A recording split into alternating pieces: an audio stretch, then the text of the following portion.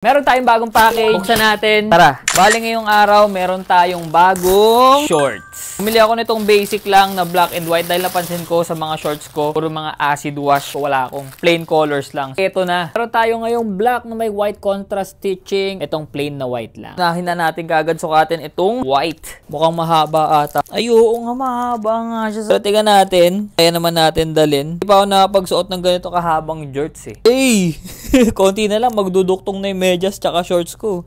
Kaya naman natin siyang dalhin. Crunch lang natin tong socks natin para may dating. Kailangan ko muna pag-isipan ng matindi to kung kailangan ko talaga siyang paputulan. Baka susunod magandahan na ako sa kanya. Although maganda naman talaga siya. Sadyang hindi lang ako sanay na ganyan siya kahaba. Maganda siya, yung quality niya talagang makapal talaga. Ang bigat niya. Laki pa ng pockets niya sa likod. Lalim ng pockets din sa harap. Habang tumatagal na suot-suot ko to, nag-grow na siya sa akin. So, mukhang hindi ko na kailangan to paputulan.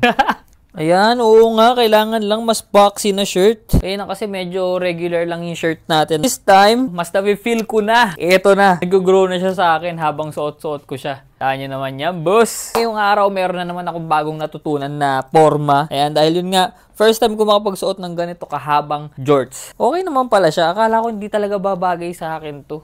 Yan oh, pang. Ayos po tayo dyan, boss. Kaya na lang tayo ng salamin dyan, oh. Diba? Para sa mga maghahanap ng shorts na to, iiwan ko yung sauce dyan sa baba. Alam mo na. Syempre, don't forget to follow for more. Yun lang. See ya!